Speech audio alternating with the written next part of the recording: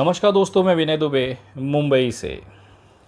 इस समय बिहार में दो नाम बड़ी चर्चा में हैं। पहला है बिहार छोड़कर भागे हुए फर्जी पत्रकार मनीष कश्यप का, दूसरा है तेजस्वी यादव का। लेकिन आप लोग ने ये चीज़ गौर नहीं किया कि क्यों तेजस्वी यादव का नाम अचानक चर्चा में आने लगा। तेजस्वी यादव जी जब तमिलनाडु पहुंचते हैं, उसी समय पर सोशल मीडिया पर तमिलनाडु में बिहारियों को हत्या करने, मारपीट और पलायन जैसी खबरों का चलना ये संयोग नहीं था, ये प्रयोग था। जिस समय तमिलनाडु में तेजस्वी यादव पहुंचते हैं, ये बवाल शुरू होता है। आज मैं विश्लेषण करके बताना चाहूँगा वो पहलू जो आप लोगों ने किसी भी समाचार चैनल पे नहीं देखा, किसी भी यूट्यूब चैनल पे नहीं देखा। लेकिन ये एक इतना अहम मुद्दा है जिसे बिहार नज़रअंदाज नहीं किया जा सकता। मैं आज बात करने जा रहा हूँ कि आखिर ये जो पूरा षड्यंत्र था, ये रचा किसने, किस लिए रचा गया और किसके लिए रचा गया। तो शुरू करते हैं वो दिन जब तेजस्वी यादव बिहार से तमिलनाडु पहुँचते हैं, तमिलनाडु के मुख्यमंत्री के जन्मदिन के महोत्सव पर। वहाँ पर तमिलनाडु के जो मुख्यमंत्री हैं, उन्होंने तमाम जो विपक्षी दल हैं उन्हें एकजुट होकर एक मंच पर आने का आह्वान किया। उसी आह्वान के 20 मिनट बाद बीजेपी की आईटी सेल एक्टिवेट हो जाती है। वो एक फ़ोटो क्रॉप करती है और एक वीडियो पोस्ट करती है जो कि राजस्थान के जोधपुर के एक वकील के चाकू मारकर हत्या करने का वीडियो था। उसे तमिलनाडु में बिहार की एक मज़दूर की हत्या बताकर ट्विटर पर तेजस्वी यादव से सवाल पूछा जाने लगा कि आप वहाँ केक खा रहे हैं और उसी राज्य में तमिल द्वारा बिहारियों की हत्या की जा रही है, ये उसका वीडियो है। ये मामला जब धीरे धीरे तूल पकड़ता गया तो उसमें उनको ज़रूरत थी कैसे मीडिया संसाधन की जो बिहार के लोगों से जुड़ा हुआ हो, जो बिहार के एक एक साधारण से गरीब परिवार के लोगों से जुड़ा हुआ हो।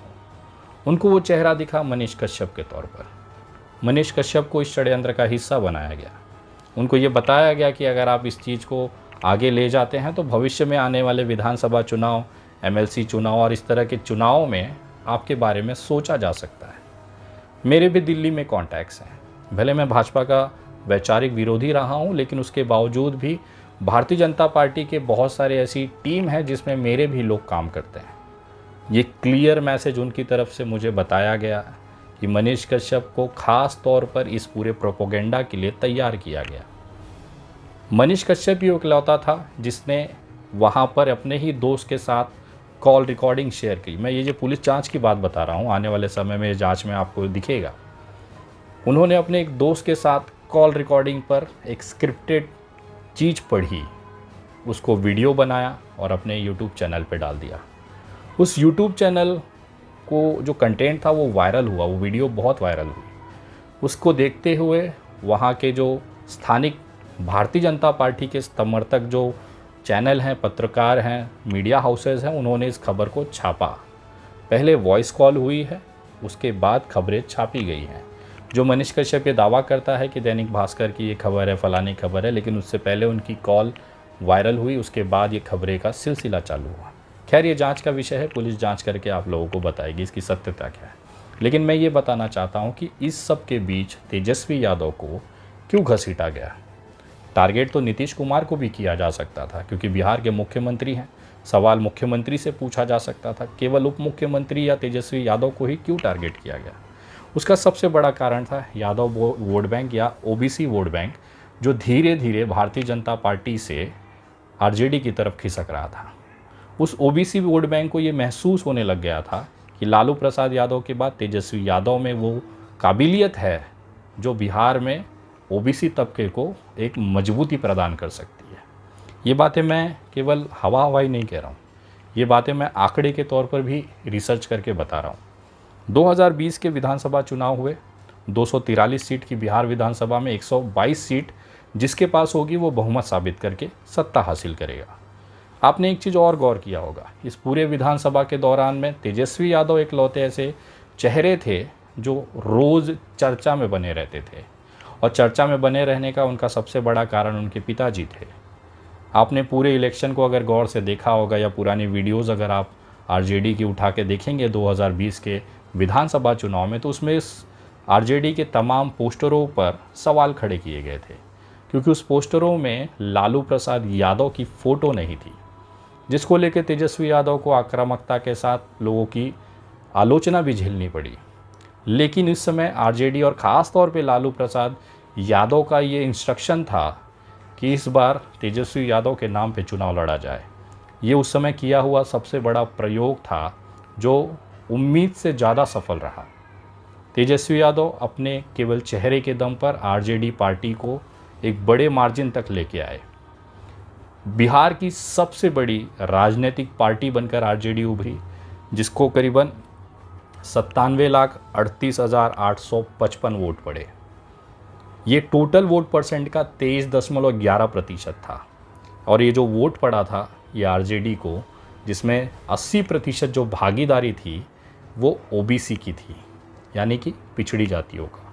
ये वो तबका था जिसको लेकर भारतीय जनता पार्टी हमेशा से एग्रेसिव रही है।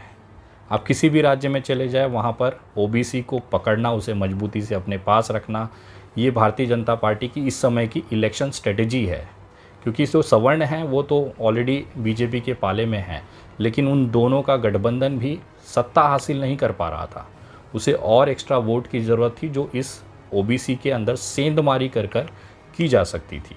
यही कारण है कि उत्तर प्रदेश में योगी जी जैसा चेहरा होने के बावजूद भी उनके बगल में केशव प्रसाद मौर्य को बिठाया गया, और एक तरफ ब्राह्मण ब्रिजेश पाठक, दूसरी तरफ केशव प्रसाद मौर्य। ये क्लियर मैसेज था कि ब्राह्मण और ओबीसी का गठबंधन अब भारतीय जनता पार्टी को आवश्यक है। लेकिन बिहार में ये जो कनेक्शन था ये टूटा जा रहा था। अब ओबीसी जो बिहार के हैं वो कैसे भारतीय जनता पार्टी के पास आएंगे? वो तब आएंगे जब तेजस्वी यादव के अंदर उनका विश्वास टूटेगा। यही विश्वास तोड़ने के लिए उन्होंने बिहारियों का, मजदूरों की बात को एक षड्यंत्र के तौर पर देश के सामने रखा। वो दिखाना चाहते थे कि तेजस्वी यादव ही इसके मुख्य कारण हैं, उनसे सत्ता नहीं संभल रही है। अगर आप मनीष कश्यप की वीडियो को, जो कि स्क्रिप्टेड था, नागपुर से दिया गया स्क्रिप्ट था, उसको अगर आप देखेंगे तो वो बार बार तेजस्वी यादव की काबिलियत पे सवाल उठाता दिख रहा था। ये कहीं ना कहीं वो षड्यंत्र का हिस्सा है, जो ये दिखाना चाहता है कि तेजस्वी यादव काबिल नहीं है बिहार में सरकार चलाने के लिए। और ये इसलिए दिखाया जा रहा था क्योंकि जो ओबीसी का उनका जो कट्टर वोट बैंक है, जो 80% वोट बैंक है, उसको तोड़कर भारतीय जनता पार्टी अपनी तरफ करना चाहती थी। क्योंकि वो जेडीयू में नहीं जाता था, कभी भी आरजेडी के जो कट्टर जो वोटर बैंक है वो जेडीयू में नहीं जा रहा था। वो बीजेपी चला जाएगा लेकिन जेडीयू नहीं जाएगा, ये वहाँ की ज़मीनी हकीकत है। आरजेडी का एक वोटर जेडीयू को कभी वोट नहीं करेगा, वो बीजेपी को वोट कर देगा, वो कांग्रेस को कर देगा, लेकिन जेडीयू को नहीं। और जेडीयू का जो वोटर है वो कभी आरजेडी को वोट नहीं करेगा। ये वहाँ के चुनावी माहौल में, वहाँ की आबो हवा में है। इसी को ओबीसी वोट बैंक को तोड़ने के लिए ये पूरा षड्यंत्र रचा गया, और उसका कारण था आने वाला लोकसभा चुनाव। 40 सीटें हैं, जिसमें से अधिकतर सीटें भारतीय जनता पार्टी जीतना चाहती हैं। उनके पास सवर्णों का वोट बैंक है, जिसमें राजपूत, ब्राह्मण, वैश्य, ये तमाम लोग उसमें आते हैं। ये वोट बैंक ऑलरेडी बीजेपी के पास है, लेकिन ये काफ़ी नहीं है लोकसभा चुनाव जीतने के लिए। उसके लिए उनको चाहिए था ओबीसी का और पिछड़ा वोट बैंक, जो कि तेजस्वी यादव की काबिलियत को छोटा दिखाकर ये हासिल करना चाहते हैं।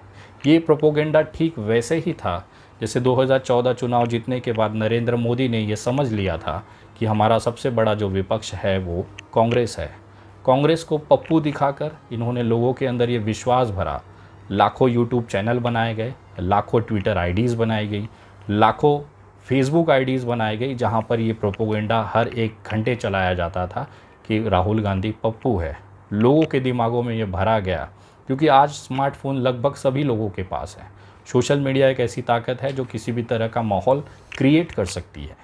इसी का मदद लेते हुए राहुल गांधी को पप्पू घोषित कर दिया गया, और इसी तरह का कुछ प्रोपोगेंडा बिहार के अंदर, ख़ास तौर पे यादव समाज और ओबीसी जो बिहार का है, जो तेजस्वी यादव के साथ एकदम मजबूती से खड़ा है, उसे तोड़ने के लिए ये प्रोपोगेंडा चुना गया।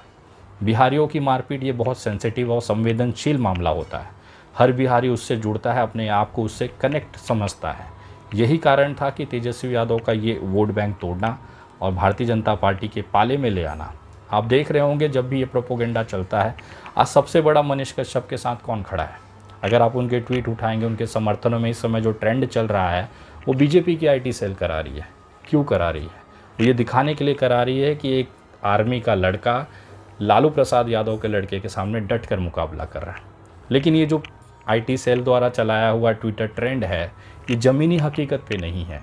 ग्रामीण इलाकों में आज भी अगर बिहार की ज़मीन पे आप मनीष कश्यप और इनका कंपैरिजन करना चाहेंगे तो लोग दौड़ा के पीटेंगे। कारण ये है कि कहाँ लालू प्रसाद यादव की वो एक गौरवान्वित इतिहास रहा है।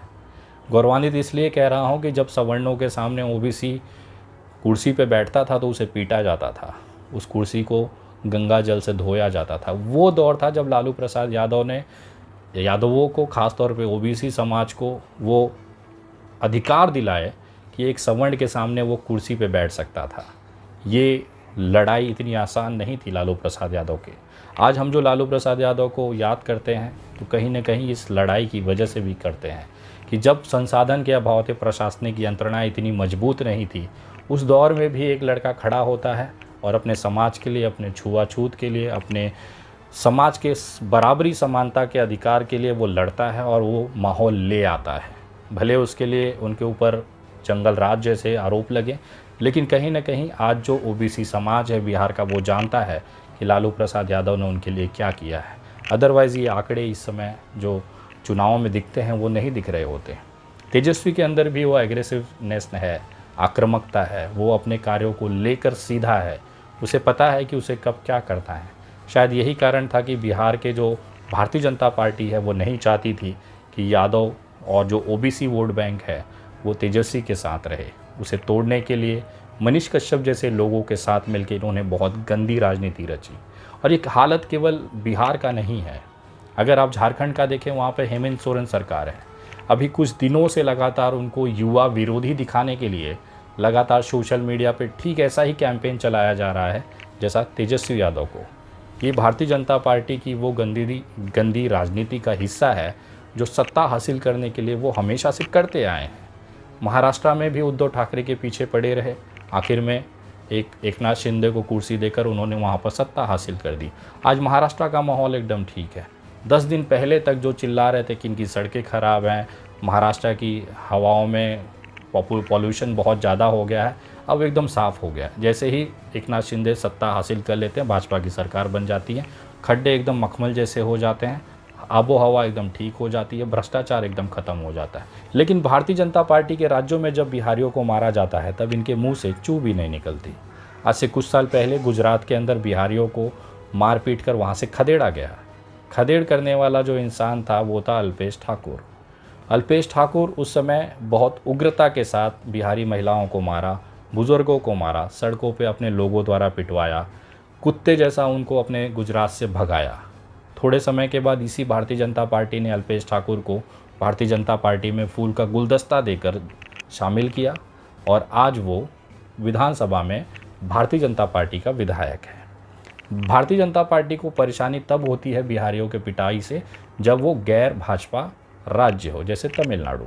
महाराष्ट्र में जिस महाराष्ट्र नवनिर्माण सेना ने ये पूरा मूवमेंट चलाया था, आज अगर वो भारतीय जनता पार्टी की तारीफ़ कर रहे हैं तो लोग, मैं देख रहा हूँ कि भारतीय जनता पार्टी के वो लोग जब कुछ दिन पहले तक राज ठाकरे का विरोध करते थे, आज वो राज ठाकरे को अपना आइडियल मानते हैं। वो भूल गए कि इनके बापों को मारने वाला जो महाराष्ट्र नवनिर्माण का सैनिक था वो राज ठाकरे का ही था। खैर, इस समय वो विवाद नहीं है, इसके लिए मैं राज ठाकरे जी को भी धन्यवाद करता हूँ कि उन्होंने समय के साथ अपने आप को बदला, अपनी राजनीति को बदला और वो आगे आए। लेकिन सवाल ये उठता है कि भारतीय जनता पार्टी आखिर कितना नीचे गिरेगी। बीजेपी IT सेल में मेरे अच्छे दोस्त हैं, वो लोग भी कहते हैं कि विनय भाई, इस पूरे कांड का ठिकरा किसी पे तो फोड़ना है, आखिर उसको जेल जाना तय है। तो हम भी चाहते थे कि थोड़ा वो ठीक से जाए, हमारे ऊपर जो निशाना है वो कम से कम मनीष कश्यप के कंधों तक चला जाए, उसके चेहरे पे चला जाए। लोग हमारी की हुई करतूत को ना समझे, मनीष कश्यप को इसका असली हीरो समझे या इसका असली आरोपी समझे और बात मनीष कश्यप तक ही रह जाए। ये पूरा षड्यंत्र लगभग खुल चुका है। आज कोई भी भारतीय जनता पार्टी को बात नहीं कर रहा है क्योंकि हम लोग ने मनीष कश्यप को आगे कर दिया है और उसके पीछे अपनी जो की हुई करतूत है उसको छुपाने के लिए दिन रात मनीष कश्यप को हम लोग हीरो बना रहे हैं। इसका जो भविष्य है ये जेल ही है, क्योंकि आने वाले कुछ महीने ये जेल से निकल नहीं पाएगा, क्योंकि इसके ऊपर जितनी धाराएं हैं वो सारे इस समय एक्टिव कर दी गई हैं। ये हम भी जानते हैं। यही कारण है कि मनीष कश्यप केवल उस बिरयानी बनने वाले बकरे का हिस्सा है, जिस दिन कटेगा बिरयानी बनकर सब उसे खा जाएंगे और भूल जाएंगे। लेकिन इस पूरे षड्यंत्र के पीछे जो असली मास्टरमाइंड है वो है भारतीय जनता पार्टी, और उसका केवल एक ही उद्देश्य था, बिहार में ओबीसी पिछड़ी जातियों को तेजस्वी यादव से तोड़ना, जिसमें वो लगभग थोड़ा सा सफल ज़रूर हुई थी, लेकिन एक्सपोज मीडिया, वेद और तमाम उन लोगों के समर्थन से, मेहनत से ये चीज़ पूरी तरह से हो नहीं पाई। मैं उन तमाम मनीष कश्यप के समर्थकों से पूछना चाहता हूँ, एक बिहारी पूरी मेहनत से गरीबी में खेत बेचकर मेहनत कर पसीना बहाकर IAS IPS बनता है। वो IAS IPS तमिलनाडु में पोस्टेड हैं, जो बिहार की सरजमी के हैं, बड़ी मेहनत से IAS IPS बने हैं। वो IAS IPS आप लोगों से कह रहे थे कि यहाँ पर बिहारी को कुछ नहीं हुआ है, वो गलत हो गया। जो मेहनत करके IAS पढ़े, बड़े एग्ज़ाम्स दिए, दिन रात अपना खून पसीना बहाकर उस पोस्ट पे पहुँचे, उस पोस्ट पे बैठने के बाद पूरी जिम्मेदारी लेते हुए वो बंदा बिहारी IPS अधिकारी ये कहता है कि हमारे बिहार में कुछ नहीं हुआ है, वो झूठा हो गया। और एक मनीष कश्यप चंद रुपयों के खातिर एक षड्यंत्र का हिस्सा बनकर कुछ पैसे कमाने के लिए एक षड्यंत्र चलाता है, वो आपका हीरो हो जाता है। मैं पूछना चाहता हूँ, क्या ये IPS अधिकारी जो बिहार के होके तमिलनाडु में पोस्टेड थे, वो झूठ बोल रहे हैं? क्या आपको अपने ही बिहारी IPS पर विश्वास नहीं है? और ये 2 टके का यूट्यूबर ये कहता है कि वहाँ पे मारा गया, जिसका सबूत आज तक नहीं हुआ। एक आपको अपडेट देना चाहूँगा, ख़ासतौर पे मनीष कश्यप के अड़ुए सहलाने वालों को, कि बेटा ऐसा है, जब मनीष कश्यप का ये पूरा पोल खोल हो गया, लोगों के सामने उसका असली चेहरा आ गया, इतना नीचे मनीष कश्यप गिर गया जिसकी आप संभावनाएं सोच भी नहीं सकते। दैनिक भास्कर में एक खबर छपी, वो खबर थी तमिलनाडु में मामले में मनीष कश्यप को लेकर। आर्थिक अपराध शाखा ने एक दूसरी FIR दर्ज की है। इस FIR के बारे में अगर आप थोड़ी सी विस्तार जानकारी लेंगे ना, तो आपको महसूस होगा कि मनीष कश्यप चंद रुपए के लिए कितना गिर सकता है। इस FIR में मनीष कश्यप के ऊपर एक दूसरी FIR ली गई है, 4/2023। फर्जी वीडियो वायरल करने का एक मसला है। ADG मुख्यालय में इसके लिए एक टीम गठित की गई है। तमिलनाडु में इस तरह के वीडियोस के ऊपर 13 FIR दर्ज हुई हैं। मनीष कश्यप ने क्या किया, इनका एक दोस्त था राकेश कुमार रंजन। राकेश कुमार रंजन को अपनी बातें सही साबित करने के लिए उसने एक आदेश किया। राकेश कुमार रंजन 2 लोगों के साथ, जिसका नाम है अनिल कुमार और आदित्य कुमार, इन लोगों को पट्टी उट्टी लगाकर मजदूर बनाकर एक वीडियो शूट करता है। वो वीडियो बनने के बाद राकेश कुमार रंजन वो वीडियो अपने YouTube चैनल BNR न्यूज़ में लगाता है, और मनीष कश्यप उस वीडियो को हकीकत दिखाते हुए ट्वीट करता है।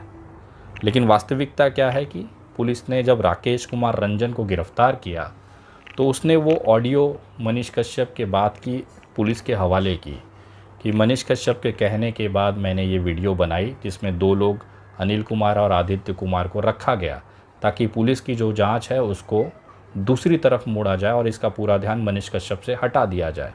और मनीष कश्यप जो बातें कह रहे हैं उस पर हकीकत का मोहरा ठप्पा लगाने के लिए हमने ये वीडियो बनाई और उसके कहने पे बनाई।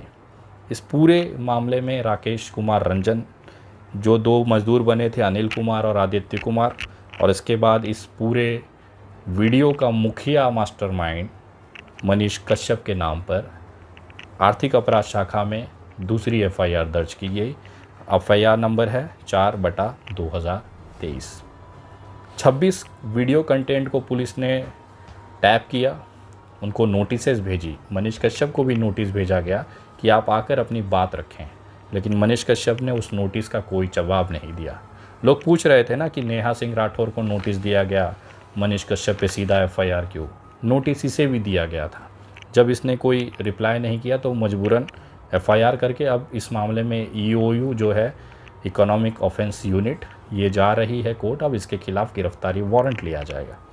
बिहार पुलिस के साथ तमिलनाडु पुलिस भी लगातार छापेमारी कर रही है, क्योंकि इस घटना के मामले में 13 एफआईआर तमिलनाडु में भी दर्ज हुए हैं, 2 एफआईआर पटना में दर्ज हुई है। इन तमाम लोगों को गिरफ्तार करने का प्रक्रिया अब अगले कुछ मिनटों में, कुछ दिनों में ये शुरू होगा।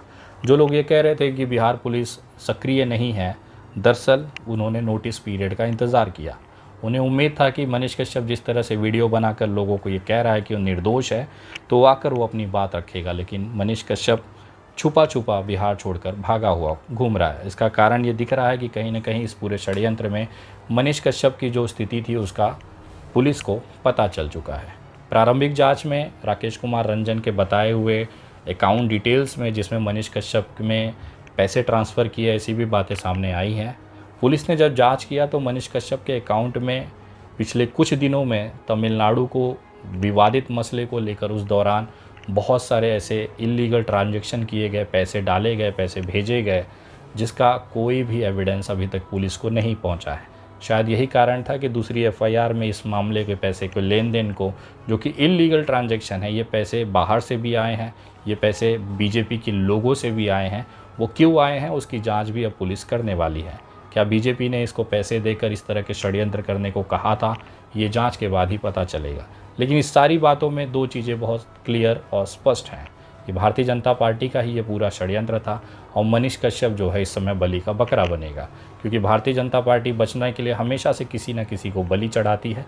तो इस बार भारतीय जनता पार्टी का जो बकरा है वो है मनीष कश्यप। जाते जाते एक निवेदन करना चाहूँगा, हम लोगों ने जिस तरह से इसका ट्विटर अकाउंट बंद कराया, उसी तरह से अब इसके जो सबसे बड़ा यूट्यूब चैनल है मनीष कश्यप का, अब उसे बंद कराने की बारी है। आप यूट्यूब पर जाएं, सच तक न्यूज़ को सर्च करें, उसमें 6.38 मिलियन सब्सक्राइबर आपको दिखेंगे। आपके राइट साइड पेज पे 3 बिंदु दिखेंगे, जिस पे क्लिक करेंगे तो रिपोर्ट यूज़र करके एक ऑप्शन आएगा। उस रिपोर्ट यूज़र पे क्लिक करें और 6-7 ऑप्शन में से स्पैम करके जो ऑप्शन है उसे सिलेक्ट करें। स्पैम को सिलेक्ट करने के बाद एक बॉक्स ओपन होगा जिसमें आप अपनी बात रखें। उसमें आप लिखें कि ये व्यक्ति समाज में नफ़रत फैला रहा है, स्पैम कर रहा है, स्कैम चला रहा है। इस यूट्यूब चैनल को बंद कर देना भारत के शांति और माहौल के लिए ज़रूरी है। वो आप इंग्लिश में भी लिख सकते हैं, हिंदी में भी लिख सकते हैं।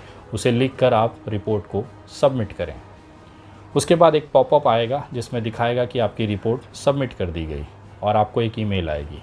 आप समझिए, देश हित में ये 15 सेकंड का कार्य आपको करना है, क्योंकि हम तमाम लोगों ने ही इसे हीरो बनाया था। अब हम तमाम लोगों को ही इसकी औकात इसको दिखानी ज़रूरी होगी। जो इंसान चंद पैसों के लिए अपने बिहार को बेच सकता है, बिहारियों की लाशें गिरवा सकता है, इस इंसान का समाज के लिए बाहर रहना सबसे ज़्यादा खतरनाक है।